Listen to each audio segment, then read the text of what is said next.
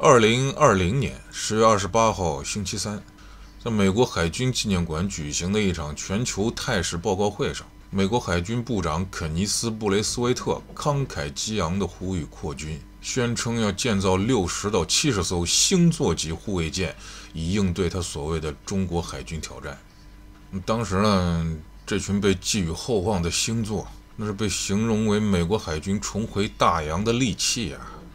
那5年後的今天，結局是什麼呢？這位布雷斯維特部長當年在憲法號風帆護衛艦上主持命名儀式的時候，老累得不得了啊！把這個星座級項目跟200多年前美國海軍的創始艦隊始祖6艦相提並論啊，口出狂言，那唾沫星子都噴到前排列兵的臉上了。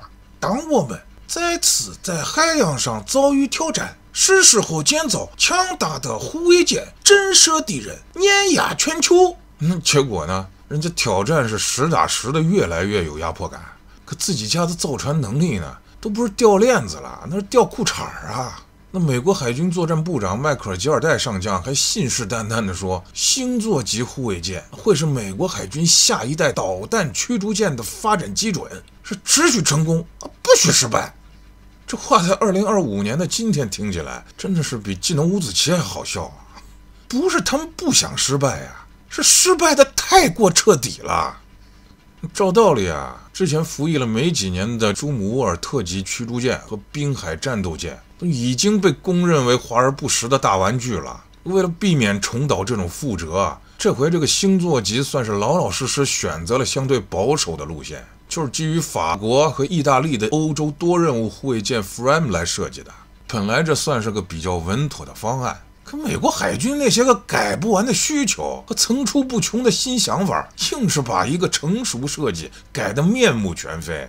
最開始呢，目標是跟原型艦達到85%的通用性，結果改來改去，這通用性就剩下可憐的15%了。這哪兒還是改進啊？不就等於重新設計了一遍嗎？這麼折騰的後果就是2022年8月就開始建造的第一艘艦，到了2025年4月，整整2年多，快3年過去了，完成了10%的进度。截止到2025年11月，就這個月，首艦星座號的建造工程進度完成了大約12%。美國全網，你甭管是軍迷啊，還是普通網民，看到這個消息都只給出了一個單詞啊 ：shameful， 可恥啊！你說我們中國人踢個球就被罵到這個程度了，他們這可是關係到國家命脈的東西啊，也就能享受這個等級啊，我們還是太卷了啊！原來的計劃呢是2026年交付首艦，現在交付時間已經推遲到了2029年了。單艦成本做了火箭一樣往上竄，一開始說是希望能控制在9.4億美刀，可是現在的估算怎麼着？每艘的最終成本14個億，這燒錢速度，美利坚的印鈔機學於谦老師游泳都趕不上了。而且話又說回来，這錢真的是燒掉的嗎？你們虧心不虧心啊？美國海軍自己也承認，在設計中不斷加入新技術，所以導致設計變更是沒完沒了啊。2024年的美國政府問責局 GAO 啊，他們還有問責局出了份報告，一針見血地指出，美國海軍在設計沒完成的時候就開工建造的做法不符合優良的造船實踐，增加了項目的技術風險。合着他們自己也知道問題出在哪兒啊？可是我就是要這麼幹啊！所以到了2025年11月，也就是前2天，新任海軍部長約翰·費倫乾脆宣布了一個戰略性轉變。就是把計劃中後續的4艘艦全部砍掉，就只留下已經開工的2艘繼續建造。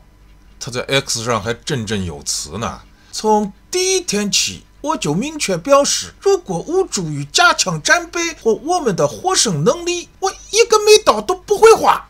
這話說的好像前面花的那些巨款都很有助於戰備似的。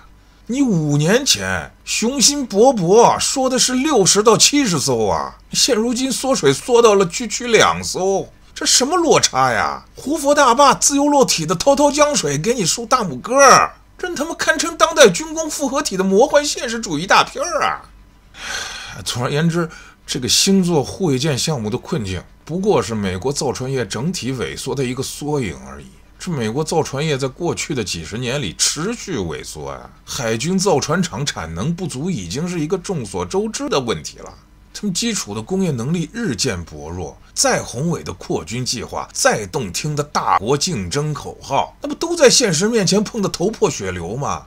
就這種項目的虎頭蛇尾，全世界都不是隱隱約約了，是清晰地感受到了一個帝國的無奈啊。United States of America， 啊，朋友再見吧。